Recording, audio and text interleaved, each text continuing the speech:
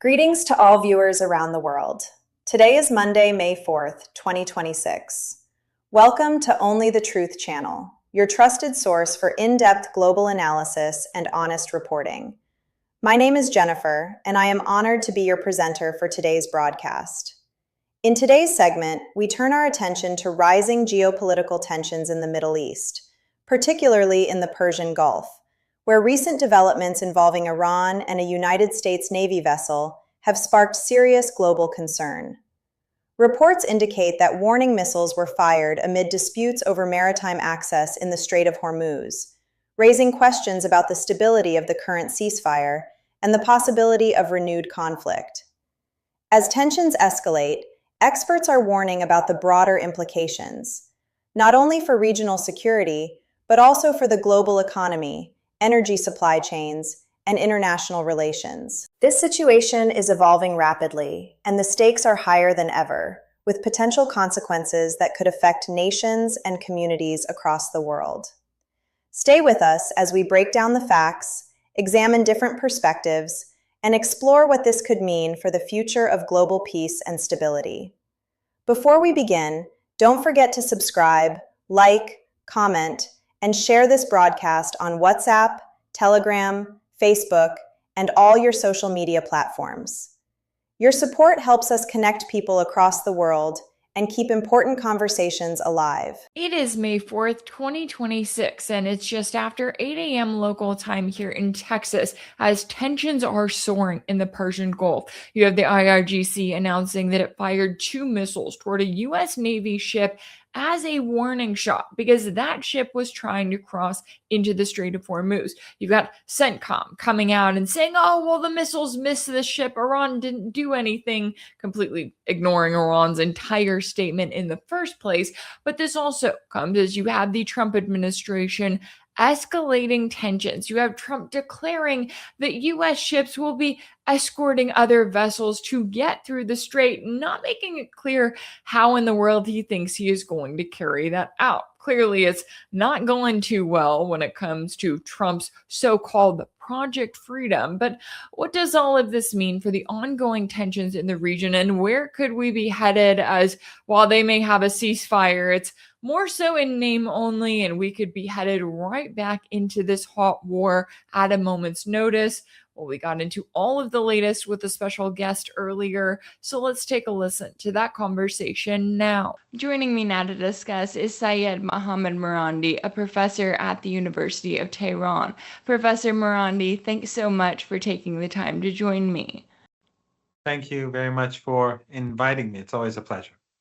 Always great to have you on the show. Now, I want to get your take on the latest here, as I know the IRGC announced today that they fired 2 missiles after a U.S. Navy ship attempted to enter the Strait of Hormuz, forcing it to turn back around. And they noted that this was a swift and firm warning. Now, this, of course, comes after President Trump claimed on social media that the U.S. will be helping escort ships that haven't been able to cross the strait in an effort he is calling Project Freedom. So, how do you view the current situation and what's at stake here, as Iran is warning that if the U.S. continues to interfere, this will be considered a violation of the ceasefire? Yes, I think first we have to remind ourselves that Iran did not start this war, that the Strait of Hormuz was a place where ships were coming and going 24 hours a day, and the global economy was functioning normally when it came to energy supplies. And then it was the Netanyahu and Trump regimes that launched this war and created this ongoing crisis, a crisis that's growing literally by the minute. So Trump imposed a siege on Iranian ports, and Iran said that that is a violation of the ceasefire. And as a result, the Iranians will not allow ships from countries that help the United States against Iran, meaning Saudi Arabia, Qatar, the United Arab Emirates, Bahrain, and Kuwait. They will not allow those ships to come and go and pass through the Strait of Hormuz. The Strait of Hormuz was never closed by the Iranians. Russian ships, Chinese ships, ships from other countries that are not hostile towards Iran, Iraqi ships, they all pass through. But these countries which were a part of the war, which gave the Americans access to their land, their sea, their airspace to attack Iran, Iran restricted the movements of their ships. So in accordance with the ceasefire, Iran was going to allow their ships to also use the Strait of Hormuz, these five regimes. But the United States and the Israelis both violated the ceasefire. Lebanon was supposed to be quiet. Netanyahu started carpet bombing the country to wreck the ceasefire. And then Trump imposed a siege on Iranian ports, which is an act of war. So in response, Iran said that it's not going to allow these five countries to use the Strait of Hormuz. So basically, after the 39 days of war, the Strait of Hormuz is still not being used as it used to be a couple of months ago, 2.5 months ago, because of Netanyahu and Trump, because they refused to abide by the commitments of the United States at the negotiating table with the Iranians. So the Americans under Trump, they tried to force the situation and preserve the siege on Iranian ports on the one hand, yet try to force the Iranians to allow these ships from these five countries to pass through the strait. And Iran said that's not going to happen. And so when the US ship approached, Iran fired warning shots or warning missiles, and a couple of the ships in the Persian Gulf, which seemed to be in some sort of contact with the Americans, and which seemed to be attempting to move out of the Persian Gulf and through the Strait of Hormuz without Iranian permission, Iran struck them as well with, I don't know, drones or missiles. So for now, the United States has backed off for now, and the situation is as it was during the past few days. Yeah, and I appreciate that explanation there too, because it's a reminder that Iran only pursued the current state of things because it was forced to in a lot of ways, because the US insisted on escalating to this point, refused to honor the ceasefire agreement in a number of different ways. And I thought it was interesting that you have Trump in this position where he's trying to brand his Project Freedom sham really as some sort of a humanitarian initiative, when we all remember the early days of the war when Trump came out and he said, oh, well, if Iran is going to close the Strait of Hormuz, then the US Navy will just help escort ships through. And the US Navy said, no, we can't do that. That's not going to be possible. And so when Trump comes out with this new idea, he doesn't really say who would be escorting the ships. He just acts as if it's going to happen. And when you have Iran in a position where they're reminding the US that this is a very fragile ceasefire here, that they are ready and willing to retaliate, we also have the US over here, I mean, running cargo flights around the clock of military assets, building up the largest US military buildup in the region since the 2003 invasion of Iraq. So what are you keeping an eye on here when it comes to how long this overall ceasefire does last and how close we could be to going back into this direct war? The ceasefire could end at any moment because the United States does not really have the intention of moving towards peace. As you rightly pointed out, ever since the ceasefire began, after 39 days of war where Trump failed against Iran, he lost the war. Ever since that ceasefire, the United States and the Israeli regime have been building up their capabilities. Of course, the Israeli regime doesn't have anything of its own. Everything comes from the United States or from Europe. But they've been building up their capabilities to restart the war. And the United States has also, this time around, brought in large numbers of ground forces to prepare for a land invasion. The Iranians know that. And of course, the Iranians are also preparing for another wave of US and Zionist aggression. And as on the previous occasion, the United States is using Saudi Arabia, the Emirates, Kuwait, Bahrain, and Qatar to wage this war. And so the Iranians have said that since these countries are as before, implicated. They are complicit in this war. And the Iranians will strike back at these regimes, as well as the Israeli regime and U.S. assets, in case of any renewal of the hot war. I say the hot war because the siege on Iranian ports is an act of war. And the United States is trying to prevent medicine, medical supplies, and food from getting into the country. They're trying to starve the Iranian population. They won't succeed. They do make life more difficult for Iranians, no doubt, as did the war, because they damaged Iranian infrastructure, they bombed factories, they bombed pharmaceutical companies, they bombed hospitals, they bombed schools, they bombed the steel industry, and the oil industry, the petrochemical industry. So a lot of damage has been done already to Iran, and the siege is going to make things more difficult. But what Trump has also done is that for over 2 years, he's created a global economic crisis as well. And by intensifying the siege on the Strait of Hormuz in the hope of crippling Iran's economy, he's also crippling the global economy even more than before. But the difference between Iran and the global economy is that the Iranian people are resilient and resistant because they know they're victims of aggression, and because they are, I think, a very resilient and resistant people. I think the Iranians, the Lebanese are quite unique in this regard, and I think they've proven that during this war, where the superpower with a huge coalition of regimes assaulted Iran, and they got nowhere. So, but the difference between Iran and those countries is not just the resilience of the Iranian people, and the fact that the Iranians know that this is a war for survival, whereas for the United States, it's a war of choice. But also the global economy is not like the Iranian economy. The Iranian economy has been under sanctions for decades. And so the Iranians are used to difficult circumstances. But the global economy is completely unprepared for what's about to strike and what's about to hit it. Right now it's inflation, but soon factories are going to be affected. The petrochemicals needed, the LNG needed, the oil needed, and the fertilizers needed, and so on. They're going to be non-existent in many cases.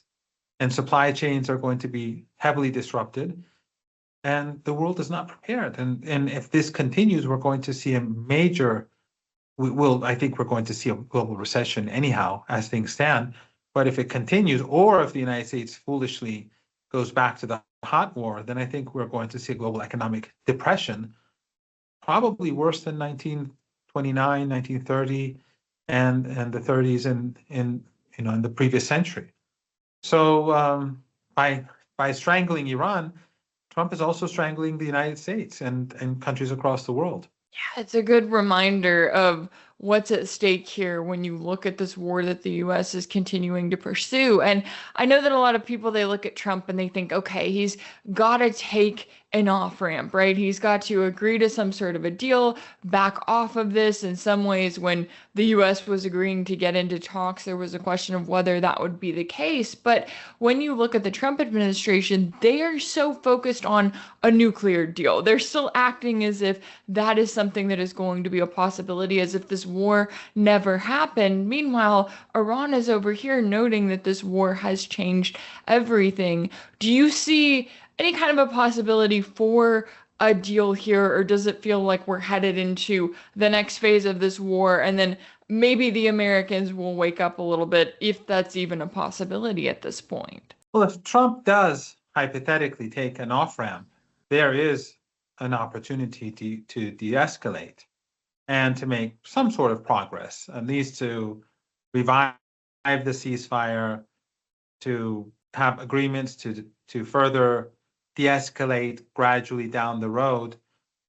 But the Israeli regime won't allow it. The Zionist lobby is utterly opposed to it. The Israelis, Netanyahu, and the Zionist lobby in the United States does not care about the global economy. It doesn't care about the US economy. They only care about the Zionist regime. That's their priority. This genocidal regime for them is everything.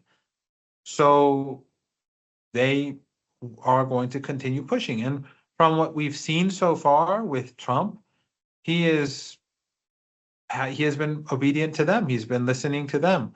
Now, why is that the case? Whether he's uh, um, compromised, or whether it's just the money, or I mean, who knows? Or maybe it's a combination of things.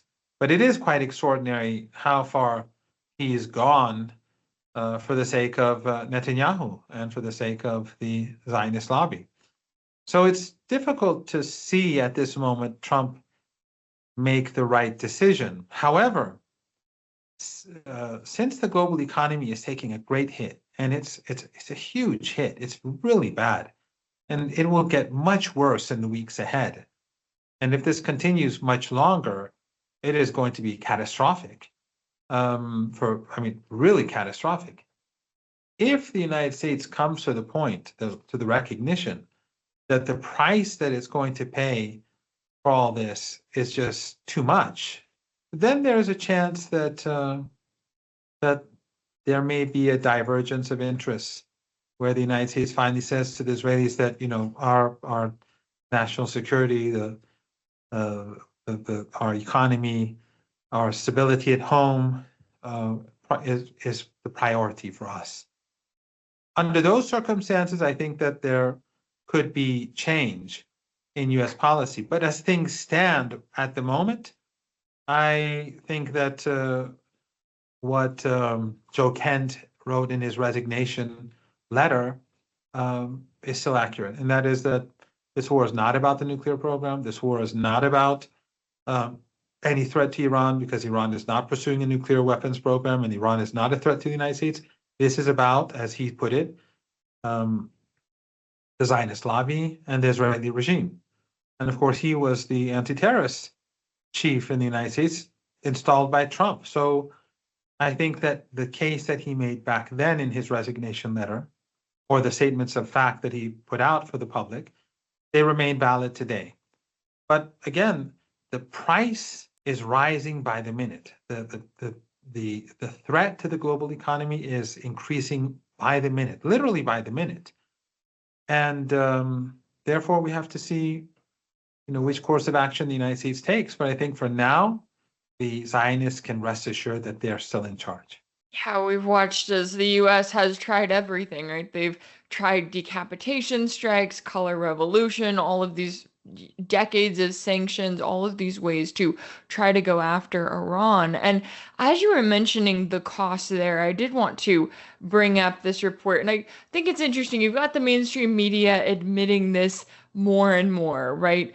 Even if the US returns to bombing Iran, there are a number of questions about what they're actually going to accomplish aside from destroying more civilian infrastructure. And a recent CNN investigation admitted that the majority of the US military bases in the region were damaged by the attacks from Iran. So what does that tell us when you've got the mainstream media admitting this? And then, I mean, they may not be telling us all of the story, but they are admitting just how much damage Iran was able to do with all of these sanctions, with that wave of retaliation. That's not even taking into account what Iran is going to do in the next wave of retaliation if the US continues to escalate. I think it shows how badly the West misunderstands the situation. And for decades, they've repeated a narrative of Iran that's, I think, a caricature of reality. And it's a very Orientalist and racist narrative, but it serves a purpose in demonizing Iran. And that's something that I think that the Epstein class has an interest in doing. Obviously, when Iran is demonized and we're told that it's a regime, that whenever they use the word regime, you can tell that it's going to be negative, and it's a regime, and that it's unpopular, and that it's corrupt, and the people hate it, and it's about to implode, and it's incompetent, and they've been saying that for 47 years, and so I would guess that part of the reason why Trump agreed to launch this attack was that he thought that it would be an easy win. And he believed that the racist notions and the racist narratives that have been repeated all these years. So he assumed that the sophisticated West, when confronting, or the sophisticated United States, when confronting this Oriental and backward despotic regime, would easily, destroy it. And then it turns out that the Islamic Republic of Iran is very sophisticated. It has popular support. We've seen people on the streets every night for over 2 months now. During the first week of war, after Ayatollah Khamenei, the leader, was martyred, and the country didn't have a leader. It had a leadership council in accordance with the constitution until a new leader is chosen. But for about a week, Iran couldn't choose a leader because the American and the Israeli regimes would bomb the council that chose the leader. So they had to bring that council, the members of that council, together in secrecy to choose a new leader, and it took time. So for a week, the country was effectively being managed by the people. People were on the streets. The country was safe. The armed forces were striking back. There were no lines at gasoline stations, at gas stations, or in shops. There were, people were not taking food and bread, and everything was calm. And so all those, and of course, the Iranian indigenous technology was excellent, and the Iranian strategy was brilliant. The underground missile bases, the underground drone bases, the underground factories, and the whole military strategy to confront the superpower and all those countries that were aligned with it and were either directly or indirectly working against Iran. All that, I think, showed how a brilliance, and on the one hand, and also a resilience among Iranian people that was extraordinary. And people across the world were shocked. Even friends of mine who know a thing or two about Iran, they too thought that Iran would lose the war within days. Even though I didn't, and I don't think many of my friends here anyone did. But friends across the world were pleasantly, not surprised, more than surprised, shocked, if you can say presently shocked. I don't know if that's a correct way to use the word, but they were very happy to see Iran be able to remain so steadfast. And I think this is something that still the American elites cannot comprehend. So now they're saying, well, we'll destroy them through the siege. Even though the siege is barbaric, they are literally and openly saying we're going to starve the Iranian people, which just shows how immoral these people are. But they're not going to succeed there either. Or they'll say, well, now we'll bomb them again and carry out a land attack. But it's just not going to work. It's going to kill more people. They're going to slaughter more children, as they've been helping Israelis do for 2.5 years now across the region. But they're going to fail. And that, I think, ultimately, after their final failure, is going to lead to a very difficult situation for the United States and for the world, because the longer this continues, the worse the global economy is going to get. And I think we are swiftly moving towards collapse. As things stand, we're going to, as I said, we're going to head for a severe recession. If it continues for very long, it will be depression. But if the United States launches another hot war, I think a long-lasting depression is inevitable. Oh, absolutely. And it's interesting, too, how the U.S. has spent decades putting all of these sanctions on Iran, trying to isolate Iran from the rest of the world. And now they're in a position where they're now isolating the rest of the world. And taking us towards more and more chaos and destruction. And before we go, I did want to ask you about the situation with the UAE, because I know that they announced that as of the 1st of May, they are no longer a member of the OPEC cartel. This comes as reports are now revealing that Israel and the UAE seem to be getting awfully close, and that Netanyahu secretly ordered the Israeli military to send an Iron Dome interceptor battery and soldiers to operate it to the UAE in the early weeks of the war with Iran. So, how do you see the position that the UAE is in here? And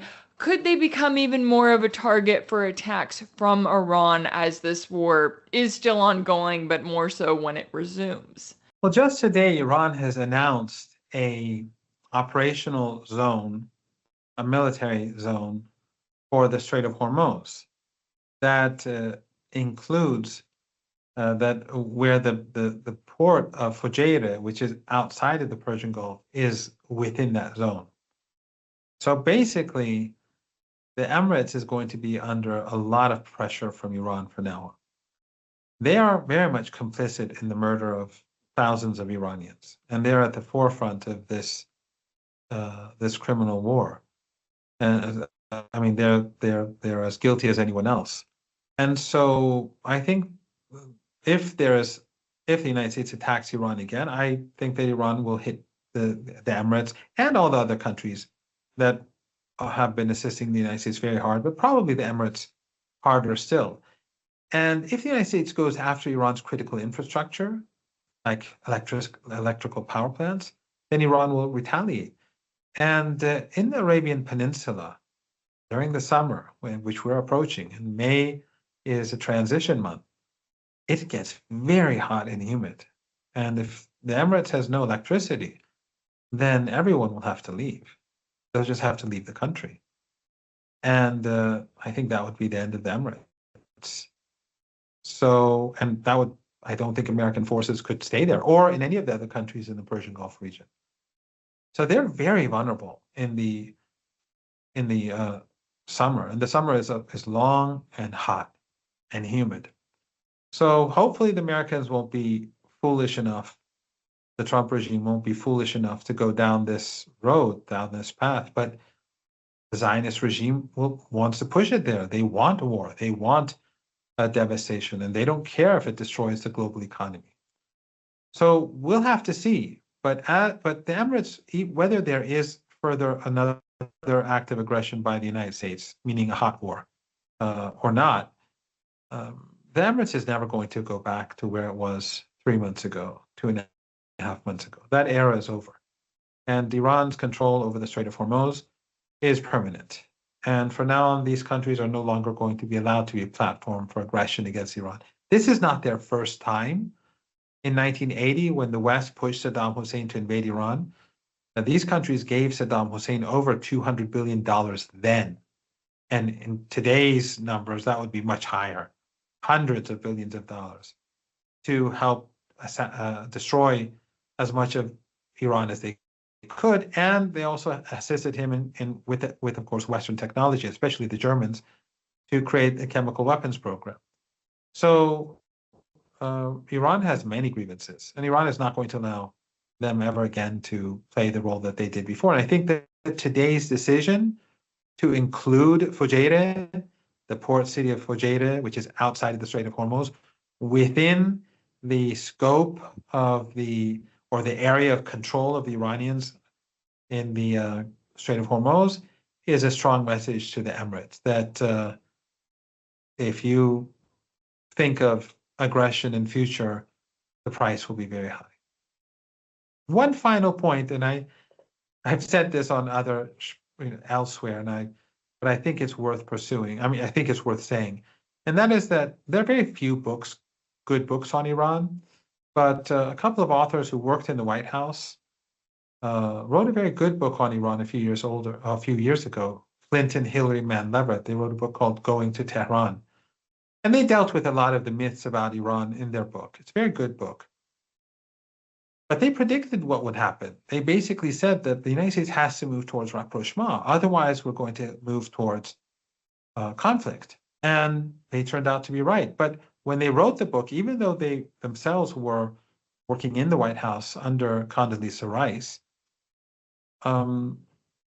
they were demonized by everyone. They were marginalized, they were antagonized by Democrats and Republicans, think tankers, policymakers, and who instead they pursued the Zionist course of action.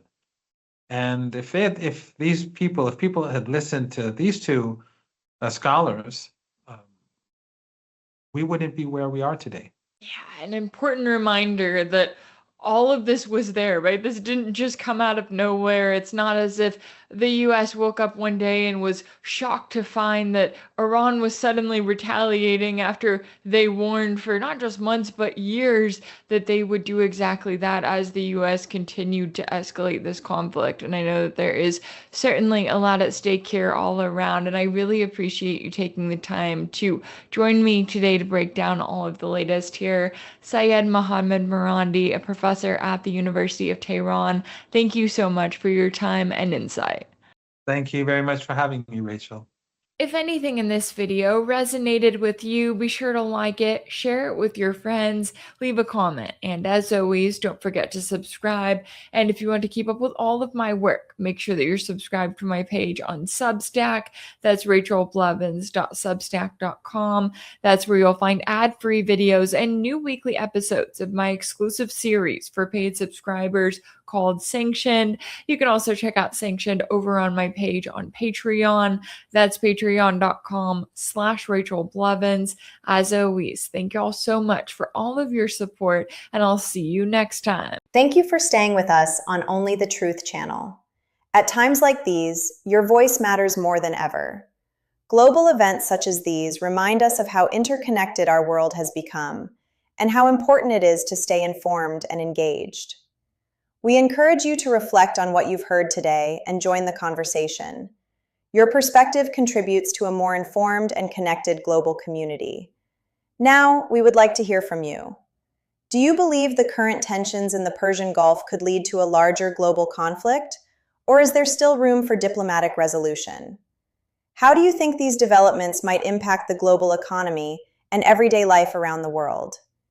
Please share your thoughts in the comments below. Your engagement helps shape meaningful dialogue. And remember, subscribe, like, and share this broadcast widely on WhatsApp, Telegram, Facebook, and all social media platforms. Stay informed, stay connected. Stay with Only the Truth channel.